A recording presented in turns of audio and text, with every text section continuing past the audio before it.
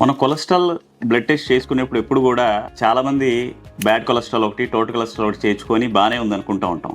But ఎప్పుడు కూడా మనం కొలెస్ట్రాల్ టెస్ట్ చేసుకున్నప్పుడు ట్రైగ్లిసరైడ్స్ లెవెల్స్ చాలా మంది మిస్ చేస్తూ ఉంటారు. సో అసలు ట్రైగ్లిసరైడ్ ఒక ఇంపార్టెన్స్ ఏంటి, ఈ ట్రైగ్లిసరైడ్స్ లెవెల్స్ ఎవరిలో పెరుగుతుంది, ఏ ఫుడ్స్ వల్ల పెరుగుతుంది అనేది ఇప్పుడు నేను చెప్తాను. సో ట్రైగ్లిసరైడ్ లెవెల్స్ ఎందుకు ఇంపార్టెంట్ అంటే, ఇది గనక ఎక్కువ ఉన్న వాళ్ళలో వచ్చే జబ్బులు ఏంటంటే హార్ట్ ప్రాబ్లమ్స్ కావచ్చు, హార్ట్ అటాక్స్ కావచ్చు, ప్యాంక్రియాస్ ప్రాబ్లం కావచ్చు, కాల రక్తనాళాలు పూడుకుపోవడం కావచ్చు, బ్రెయిన్ లో స్ట్రోక్స్ వచ్చే అవకాశాలు కూడా చాలా ఎక్కువ ఉంటాయి. సో ఇవి ట్రైగ్లిసరైడ్ లెవెల్స్ ఎవరిలో ఎక్కువ ఉంటాయని మనం చూసుకుంటే గనక, ఎక్కువ షుగర్ కంటెంట్ తీసుకునే వాళ్ళు, కార్బోహైడ్రేట్ ఫుడ్ ఎక్కువ తీసుకునే వాళ్ళు, ఆల్కహాల్ ఎక్కువ కన్జ్యూమ్ చేసే వాళ్ళు, థైరాయిడ్ ప్రాబ్లమ్స్ ఉన్న వాళ్ళు, అలాగే అన్కంట్రోల్డ్ షుగర్స్ ఉన్న వాళ్ళు, సెడెంటరీ లైఫ్ స్టైల్, ఏ ఎక్సర్సైజ్ చేయని వాళ్ళు, ఇమ్యూనిటీ తక్కువ ఉన్న వాళ్ళు, అలాగే స్టెరాయిడ్స్ టాబ్లెట్స్ కావచ్చు, ఇంజెక్షన్స్ కావచ్చు తీసుకునే వాళ్ళు, కొన్ని రెట్రోవైరల్ డ్రగ్స్ ఉంటాయి టాబ్లెట్స్, అవి తీసుకోవడం వల్ల కావచ్చు ఇలాంటి ట్రైగ్లిసరైడ్స్ పెరుగుతాయి. సో ఈ ట్రైగ్లిసరైడ్స్ పెరగడం వల్ల మనకి గుండె రక్తనాళాల్లో కొవ్వు పలకలు ఫామ్ అవటం, తద్వారా ఫ్యూచర్ లో మనకి హార్ట్ అటాక్స్ రావటం, కాలంలో అయితే గనక మనకి కాల రక్తనాళాలు బ్లాక్ అవటం ఇలాంటివి జరుగుతూ ఉంటాయి. సో అందుకని ట్రైగ్లిసరైడ్స్ ఎప్పుడు కూడా మనం కంట్రోల్లో ఉంచుకోవాలి. దాంతో ఒక టాబ్లెట్స్ కావచ్చు, ఇంజెక్షన్స్ కావచ్చు, ఇప్పుడు చాలా